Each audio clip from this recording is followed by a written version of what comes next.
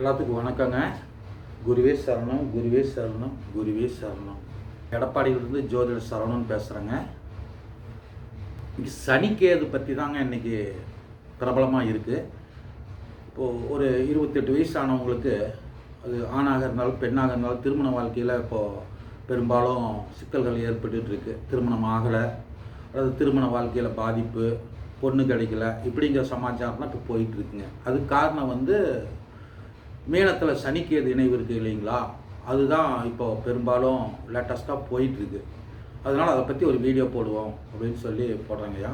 இந்த கிரக இணைவு சனிக்கேது அப்படின்னு சொல்லி, காலபுருஷனுக்கு 12ல் சனிக்கேது சேர்ந்துருக்கு. அப்போது 12ஆம் இடம் அயனசைன போகஸ்தானம், அந்த இடத்துல அந்த 2 கிரகங்கள் சேர்ந்துருக்கும்போது திருமண வாழ்க்கையில் பாதிப்பு வருங்கிற ஒரு கருத்து இருக்குங்க. அந்த கருத்து உண்மைதாங்க, 100% உண்மை தான். ஆனால் அது விதிவிலக்குன்னு ஒன்று இருக்குங்க. அது என்னன்னு பார்த்தீங்கன்னா, இந்த சனிக்கேது மீனத்தில் இருக்குங்க. யாருக்குங்க? இந்த 27 வயசு 28 வயசு இந்த மாதிரி இருக்கவங்க, இளைஞர்களுக்கு பொண்ணு கிடைக்கல, அல்லது திருமண வாழ்க்கை சரியில்லை, தொழில் சரியில்லை, இப்படிங்கிற பாதிப்புகள் 150% மேலேயே இருக்குங்க இன்றைய இளைஞர்களுக்கு. நீங்கள் வேணால் பாருங்கள், சமுதாயத்தில் இந்த இளைஞர்களுக்கு திருமண வாழ்க்கையில் சில சிக்கல்கள் இருக்குது. அதனால் அதை பற்றி வீடியோ போடலாங்க. இப்போது காலபுருஷனுக்கு 12ல் கேது என்ன பண்ணுவார்னா, கேது சனி என்ன பண்ணுவார்னா, அந்த பாவகத்தை நெசுக்குவார்.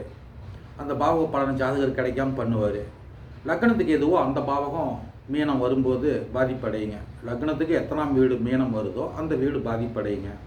அப்படின்னு நம்ம எடுக்கும்போதுங்க, அந்த மீன வீட்டுக்கு அதிபதி குரு ஆட்சியில் இருக்காருன்னு வச்சுக்கோங்களேன். அது அந்த பிரச்சனைகள் 50% நமக்கு சால்வ் ஆயிருங்க. ஆட்சியாக இருந்தாலும் சரி, அல்லது மகத்திலிருந்து பரிவர்த்தனை ஆனாலும் சரி, இந்த மாதிரி இருக்கும்போது. ஏன்னா இப்போ உங்களுக்கு பார்த்தீங்கன்னா 95-96ல் அந்த மாதிரியான ஒரு கிரக இணைவு வந்துச்சுங்க. அந்த கிரக இணைவில் இருக்கக்கூடிய இளைஞர்கள் தான் இன்றைக்கி 27 வயசு 28 வயசு 29 வயசு இப்படியெல்லாம் இருக்காங்க. அப்படி இருக்கும்போது அந்த குரு இருக்கிறதுனால நம்ம அந்த சனிக்கேது இணைவை பார்த்து முழுசும் நம்ம பயப்பட வேண்டியது இல்லைங்க. சில விதிவிலக்குகள் இருக்குது இல்லைங்களா, அதனால அந்த குரு ஆட்சி பெற்றிருக்கிறதுனாலையும் பரிவர்த்தனை ஆகிருக்கிறதுனாலையும் நமக்கு லேட்டாகுமே வழியே திருமண வாழ்க்கை இல்லைன்னெல்லாம் முடிவு பண்ண வேண்டாங்க. அது எப்படி இத்தனை பேர் இருக்காங்க, இப்போ ஒரே 12 லக்னம் இருக்குது.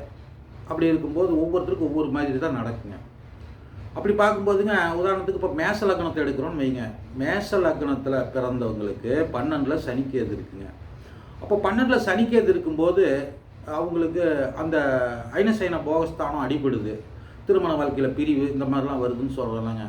இப்போ அந்த மேச லக்னக்காரங்களுக்கு மேசம், ரிஷபம், துலம், விருச்சிகம் இந்த 4 லக்னக்காரங்களுக்குமே உங்களுக்கு பாருங்கள், அந்த செவ்வாய் 7ஆம் அதிபதி சுக்கிரன் தான் வருவாங்க. இப்போ இந்த சுக்கிரன் செவ்வாய் சேர்ந்துருச்சுன்னு வச்சுங்களேன், ஏதாவது ஒரு கட்டத்தில் சேர்ந்து இருக்குதுன்னு வைங்க.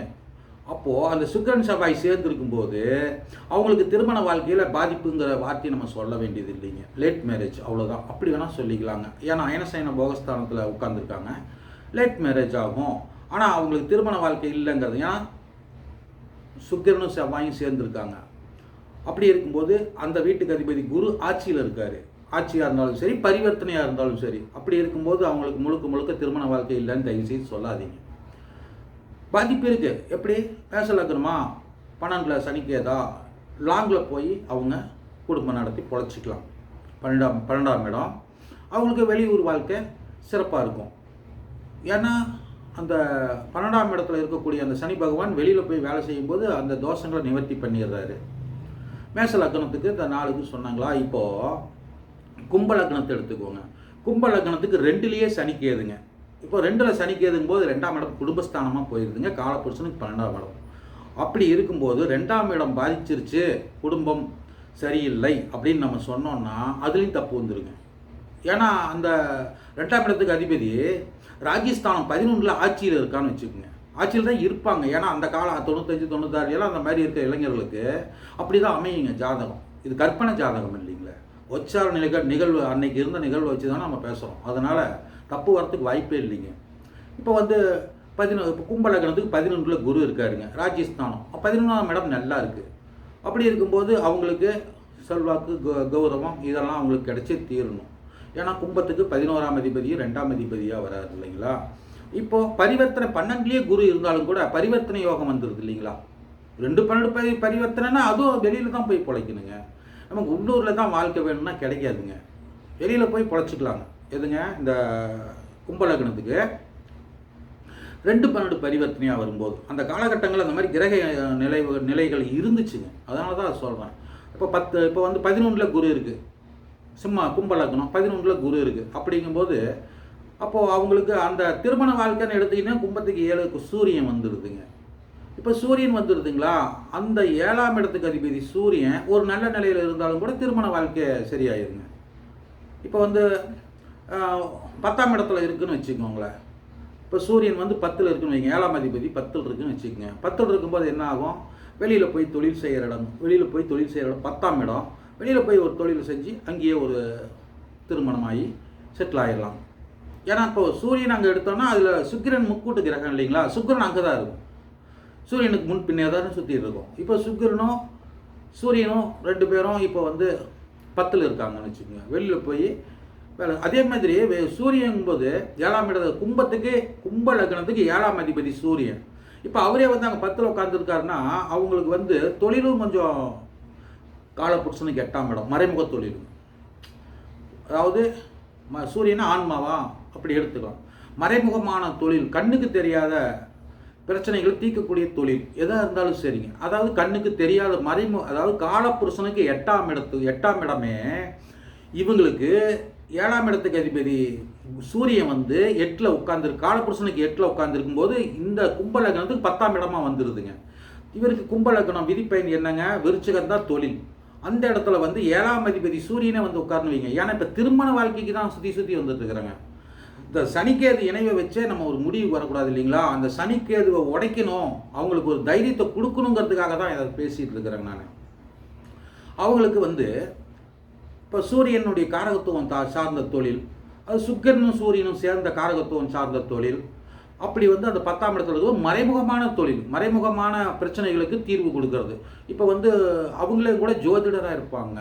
ஏன்னா 2ல் கேது இருக்குது இல்லைங்களா, கும்பத்துக்கு ஜோதிடராக இருக்கலாம், அல்லது டாக்டராக கூட மனோவைத்தியராக இருக்கலாம், ஆன்மீகவாதியாக இருக்கலாம். இந்த மாதிரி ஆன்மீகத்துறையில் வேலை செய்யலாம்.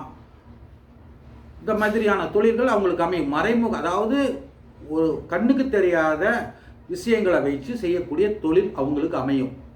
அது சூரியனுடைய காரகத்துவம் சார்ந்து அந்த தொழில் அமையுங்க.